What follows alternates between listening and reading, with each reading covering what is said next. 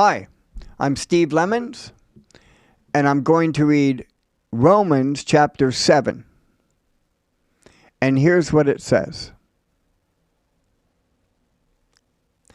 Now, dear brothers and sisters, you who are familiar with the law, don't you know that the law applies only to a person who is still living? Let me illustrate. When a woman marries, the law binds her to her husband as long as he is alive. But if he dies, the laws of marriage no longer apply to her. So while her husband is alive, she would be committing adultery if she married another man.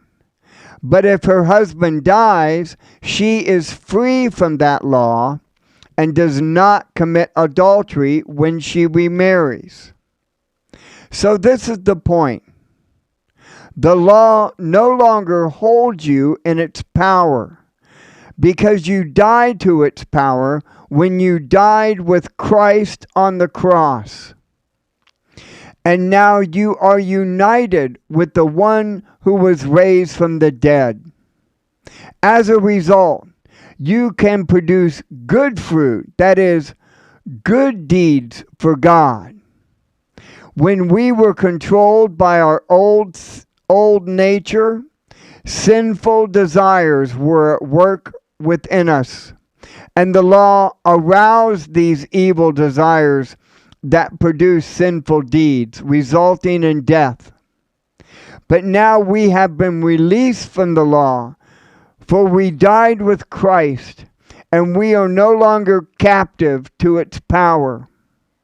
Now we can really serve God, not in the old way by obeying the letter of the law, but in the new way by the Spirit. Well then, am I suggesting that the law of God is evil? Of course not. The law is not sinful, but it was the law that showed me my sin. I would have never known that coveting is wrong if the law had not said, "Do not covet." But sin took advantage of this law and aroused all kinds of forbidden desires within me. If there were no law, sin would not have that power. I felt fine when I did not understand what the law demanded. But when I learned the truth, I realized I had broken the law and was a sinner doomed to die. So the good law, which was supposed to show me the way of life, instead gave me the death penalty.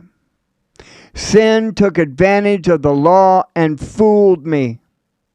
It took the good law and used it to make me guilty of death.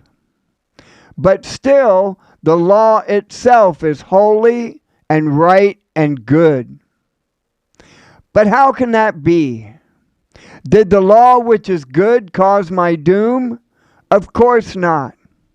Sin used what was good to bring about my condemnation. So we can see how really terrible sin is. It uses God's good commandment for its own evil purposes. The law is good then. The trouble is not with the law, but with me, because I'm sold into slavery with sin as my master. And I don't understand myself at all. For I really want to do what is right, but I don't do it. Instead, I do the very thing I hate. I know perfectly well that what I'm doing is wrong, and my bad conscience shows that I agree that the law is good. But I can't help myself, because it is sin inside me that makes me do these things. I know that I am rotten through and through so far as my old sinful nature is concerned. No matter which way I turn, I can't make myself do right. I want to, but I can't. When I want to do good, I don't. And when I try not to do wrong, I do it anyway. But if I'm doing what I don't want to do, I am not really the one doing it. The sin within me is doing it. It seems to be a fact of life that when I want to do what is right, I inevitably do what is wrong. I love God's law with all my heart. But there is another law at work within me that is at war with my mind.